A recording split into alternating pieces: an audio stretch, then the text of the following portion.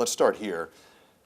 The new legislative session starts in January. You're the Senate Majority Leader. What are your biggest priorities in terms of getting new legislation passed in this next session? Well, it's a good question. A lot of the things we do next year will pick up where we left off this past session. Even though it's a new biennial, there's a lot of bills that didn't finish the race, so to speak, last session. And so several bills just didn't make it across the finish line. And so we'll pick up there and dust those off and probably reintroduce a good many of those.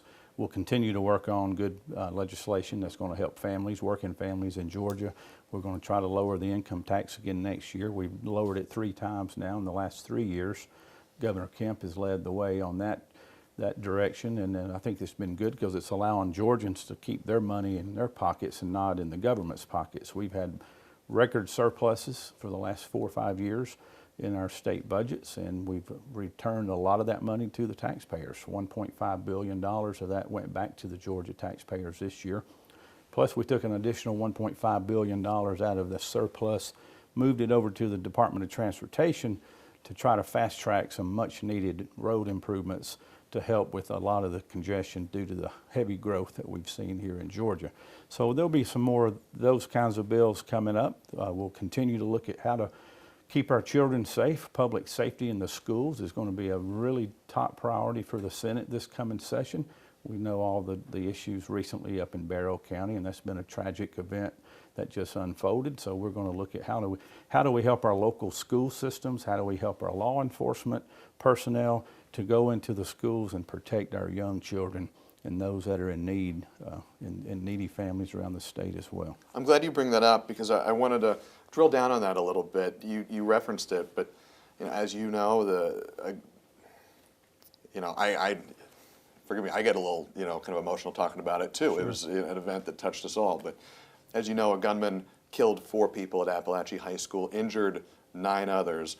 As the Senate Majority Leader, what are you going to do in the next legislative session to keep Georgia's kids safe?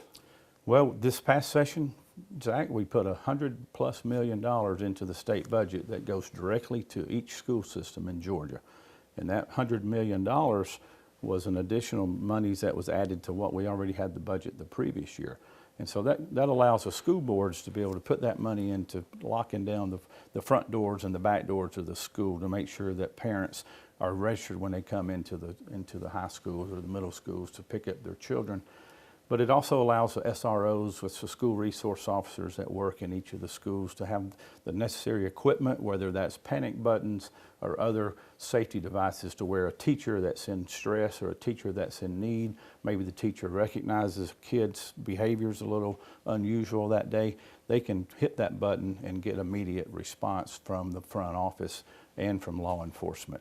So we'll continue to look at ways to improve those safety measures. We'll probably get some ideas from the school systems over the next few months. We've been talking to some of our superintendents and our school board members around the state, and especially in my district. I've been doing that myself, and they're asking for more resources. We have a lot of SROs in most of our schools in my district, but every school system in Georgia does not have a SRO in each school system in each building. And I think that's going to be a priority of the Senate this coming session. Everything you just laid out focused on hardening the school facilities themselves. Do you think the Senate also needs to be thinking about gun control legislation to help keep these schools safe? You'll always have members of the Senate and the House talk about gun control. And that means something different to every citizen and every elected official in the state. Gun control can work in some states politically, but I don't think it'll work in Georgia politically. Why is that? Just because of the conservative nature of our citizenry. If you look at the Bill of Rights in our founding documents of this country, those rights are given to us to be protected, to protect our First Amendment rights, our Second Amendment rights. You can go down the list. And so we're very careful to protect the citizens' rights based on those founding documents. And so when you start whittling away at those founding documents and those Bill of Rights, then you get into a totally different argument. We believe protecting people's right to carry firearms should be a responsibility of the citizen. And that citizen should take the responsibility to make sure that that gun is put where it needs to belong, and it's not in the way of their children, and not to get in harm's way of anyone else. Let me ask you one more question on this point, because you talk about putting the onus on citizens to be responsible gun owners and gun users. Recently, House Speaker John Burns released a list of proposals following the Appalachia High School shooting. Among them, he said he proposed safe gun storage legislation. Sure. Do you support legislation like that? We had a bill last year that allowed for a tax credit for people who bought the safe storage boxes and even gun safes themselves, and so I think that's a start. It's a good discussion to have. I don't know if that bill will get out of the House and the Senate this year, but I think it's worthy of discussion. But it's really the responsibility, again, of the citizen, the gun owner, to make sure that their gun is put in a safe location. And so I think that's a good discussion that Speaker Burns has taken on, and I think he put that letter out publicly last week, and so we will work with the House and the leadership in the Senate and the governor's office to see where that goes. You talk about discussion, just to be clear so I don't misquote you and we represent your views accurately. Mm-hmm. Do you support that legislation?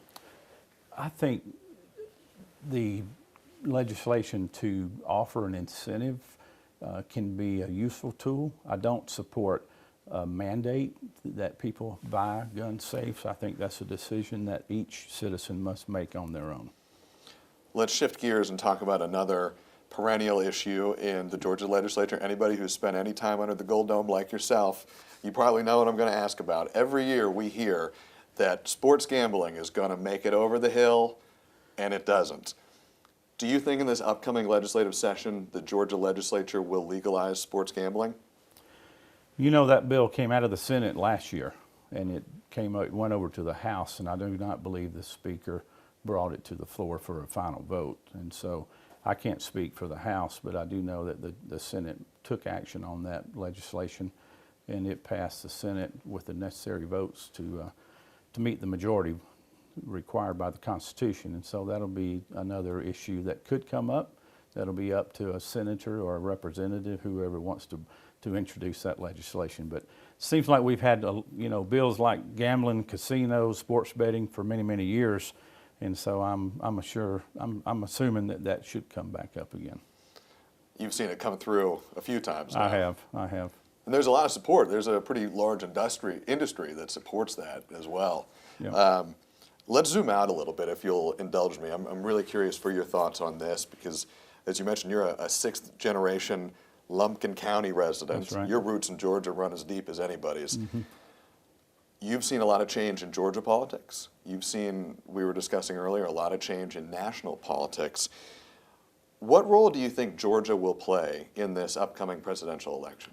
Well, it's pretty obvious that Georgia is one of the swing states that's been identified. Just about every poll that you watch and you read the news or watch the news, they identify 4 or 5 states that seem to be in the crosshairs of both Democrats and Republicans. So Georgia is one of those states that both parties believe is up in the air. And I believe personally that the Republicans have more to offer to the voters in Georgia.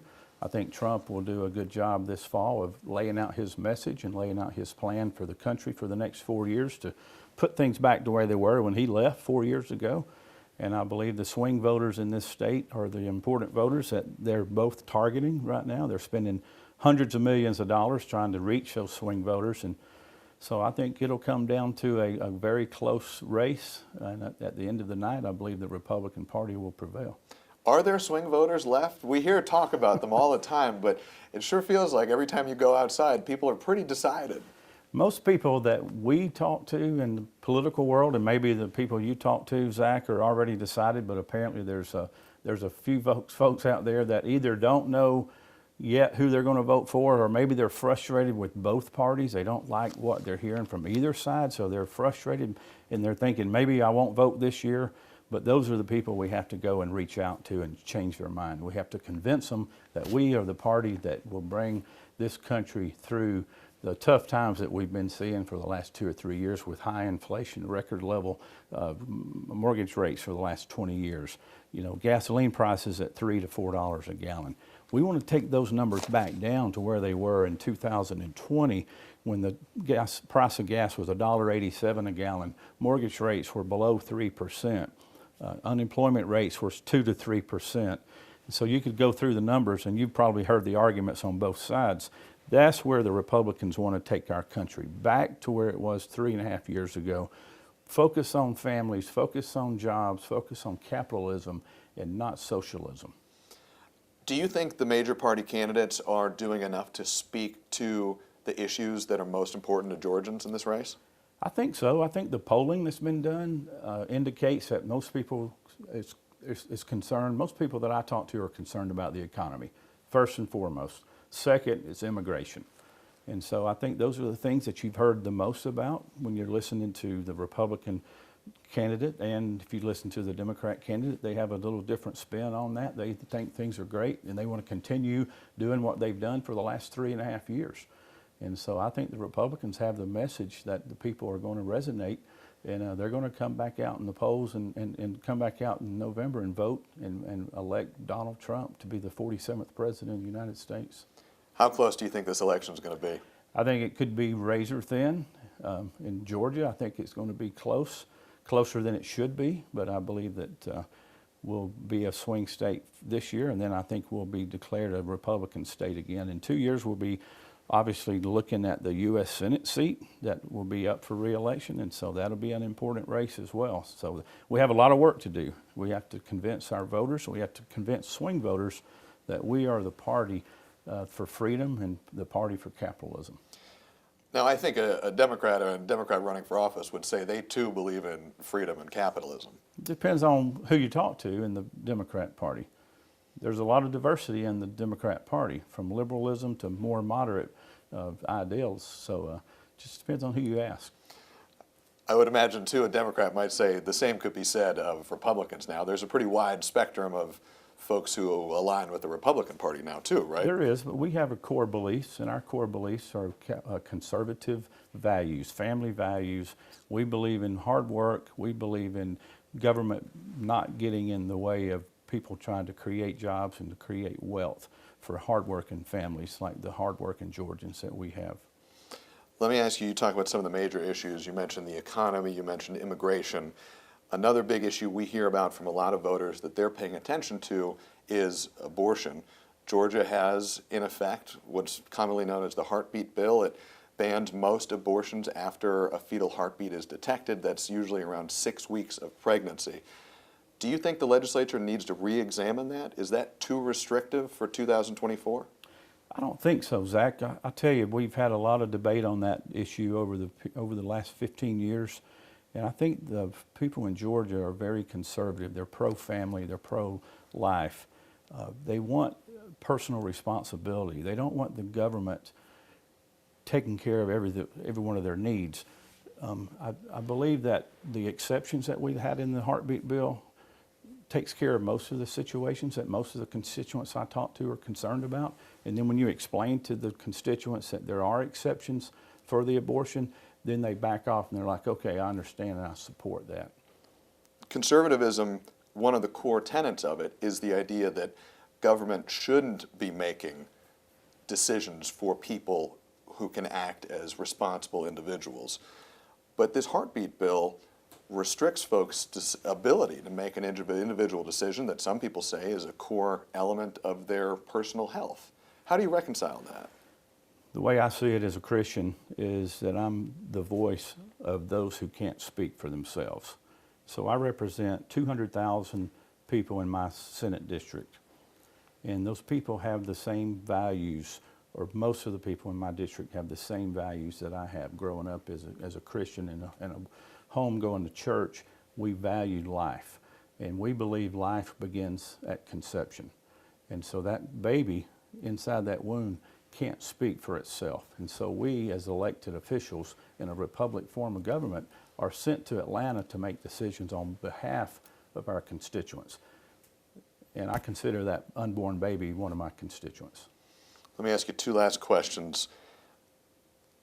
We talk to, as part of this program, we have a segment we call Voice of the Voter. Every show ends with an everyday Georgian from all sorts of different walks of life. We hear from voters all the time that one of their biggest worries heading into this election is the divisiveness that they feel in American politics now. Do you feel that? And what do you think needs to be done to ratchet that back? I definitely feel the divisiveness. I've seen it get worse over time, over the last 20 years. I've seen it continue to escalate. I don't know if I have the answers to it, but just look at what's happened in the last 2 months. The former president of this country, the greatest country on the planet, has been almost assassinated. One time he was almost shot. He was actually clipped in the ear. The second time, a shooter was within 200 or 300 yards with a high-powered rifle with the intent to kill the man again. And so, yes, things have escalated. We are a divisive country, and people need to ratchet it down. We need to get rid of the rhetoric from both sides. We need to focus on the issues. We need to look at what's happened the last 12 to 16 years in this country. When Democrats controlled the White House, we went one direction. When the Republicans controlled the White House, we went in a different direction. So you have to ask yourself as a voter, do I want to continue on the path that I'm on today because Kamala Harris has been in the White House for the last 3.5 years? She's been on the job alongside of President Joe Biden. Do you want to continue with the policies that the Joe Biden and the Kamala Harris administration have put forth, or do you want to go back to times when President Trump was in office, when gas prices were below $2 a gallon, mortgage rates were 3%, unemployment was 2 to 3%. So these are the numbers that we're comparing today versus 4 years ago. So it's a very easy comparison, and to me, it's an easy choice. Let's circle all the way back. I want to ask you one last question. We started with Georgia. We zoomed out to state and national level stuff. I want to circle back to Georgia now. Your roots in Georgia run deep. You've served in the state legislature for a number of years.